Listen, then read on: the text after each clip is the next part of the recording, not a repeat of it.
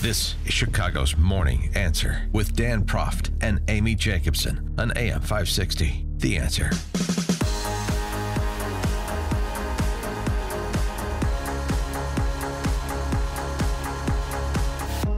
Top of the morning, Dan and Amy. So one of the fun parts of my debate with Donna Brazile last night, Amy, was her effort to try and recast what's actually happening to the Democrat Party and just sort of wave off what's happening on college campuses in America.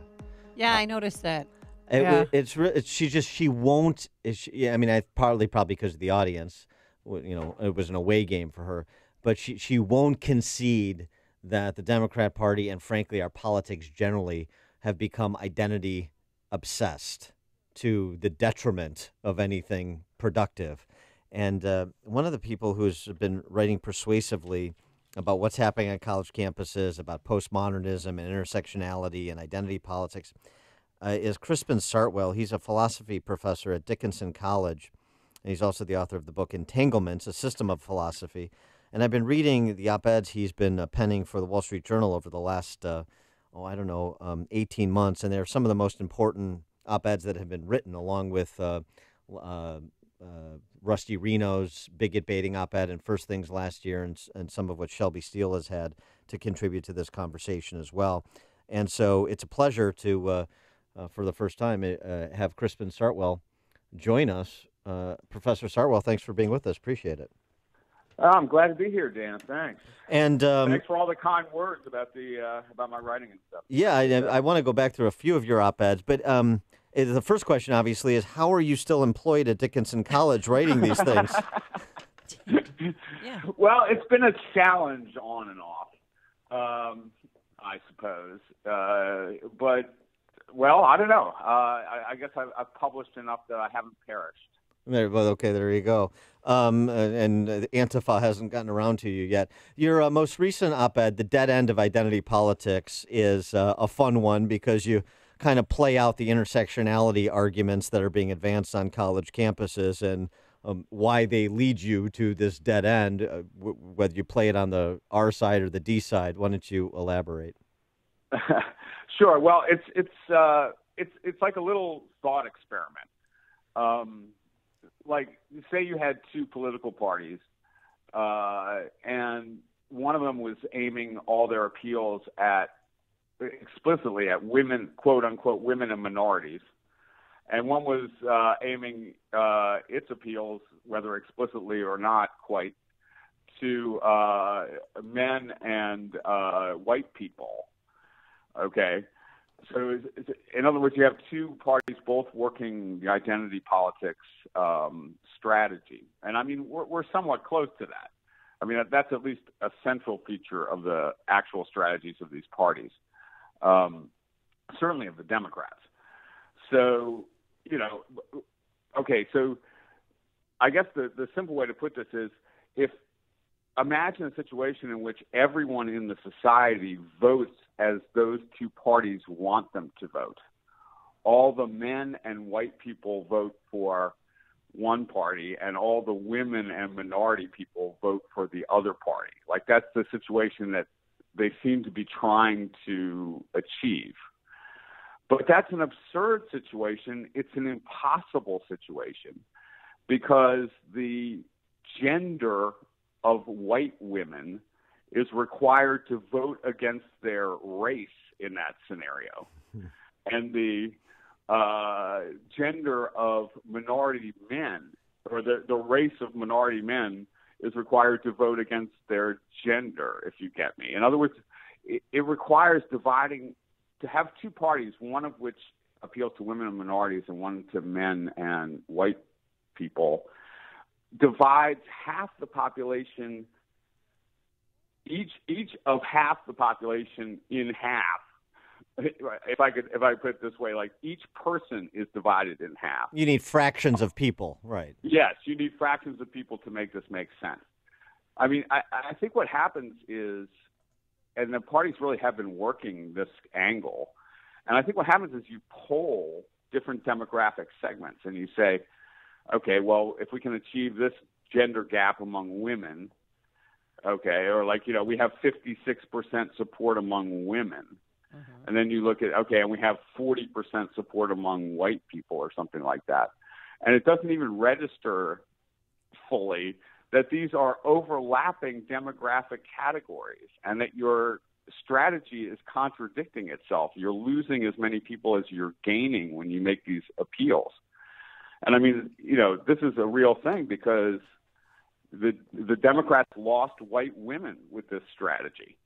And it's almost like they were trying to force them to choose between their gender and their race or something like that. Yep. And it's an impossible strategy. Well, as a female, I mean, growing up, it's pounded into you by your teachers at school and everybody. You're a woman. You stand for women's right. That means you have got to be a Democrat. And then when you evolve and then study both parties, you can evolve into the Republican Party and make a choice for yourself. But there's like the shaming or guilt associated with it. Right, but also, you're forced in these situations maybe to even decide what your fundamental identity is. Yeah, right. Are you more a woman or more a black person? Are you more a gay person or more a white person? Are you, and these are crazy contradictions.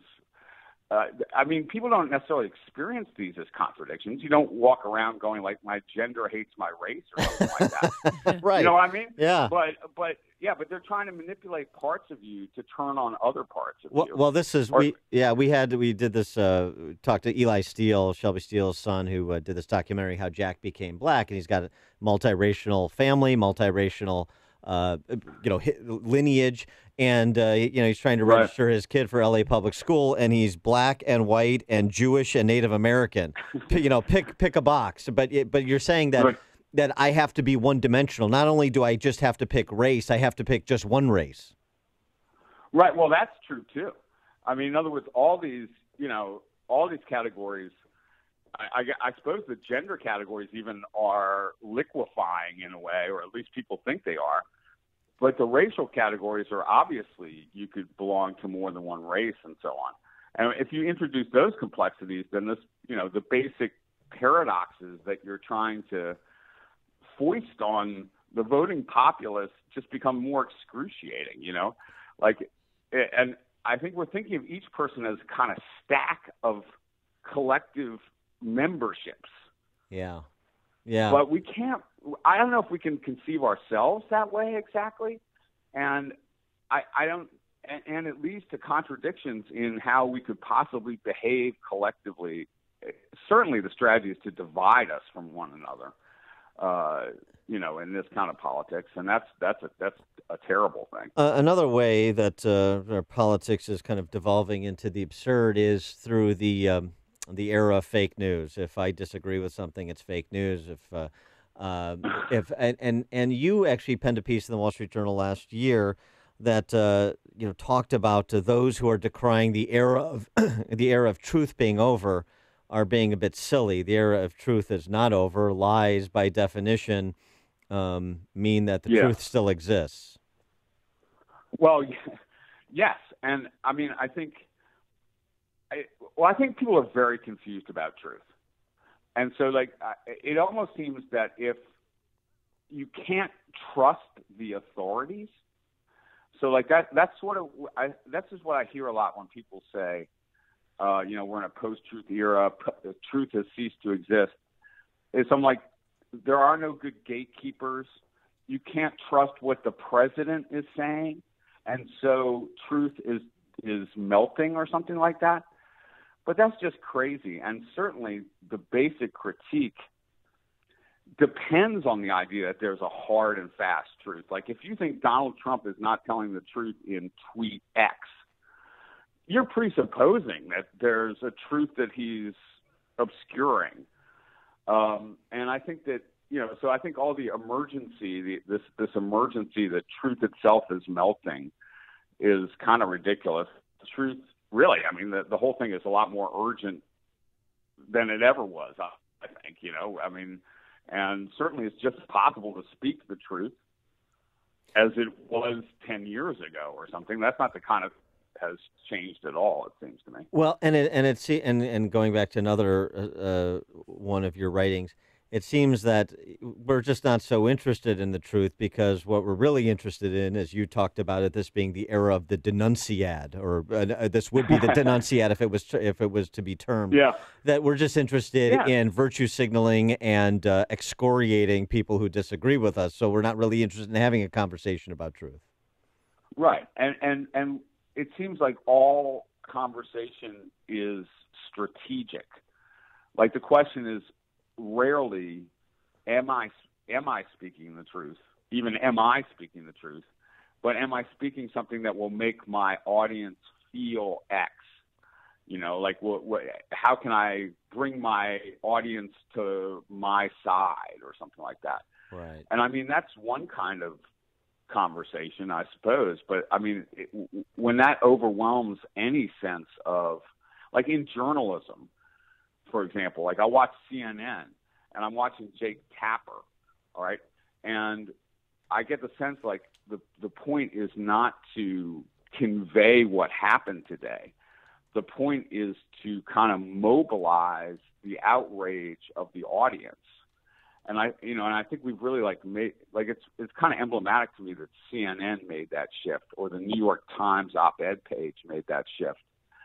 I mean, there was always problems there, but they really, I think, shifted their whole focus from reporting facts or conveying even policy ideas to, can we weld an audience together and mobilize it to excoriate the other side or whatever. Yeah, no, that's an important distinction. He is Crispin Sartwell. He's professor of philosophy at Dickinson College, author of the book Entanglements, A System of Philosophy, and his column in the Wall Street Journal this week is The Dead End of Identity Politics. Professor Sartwell, thanks so much for joining us. Appreciate it.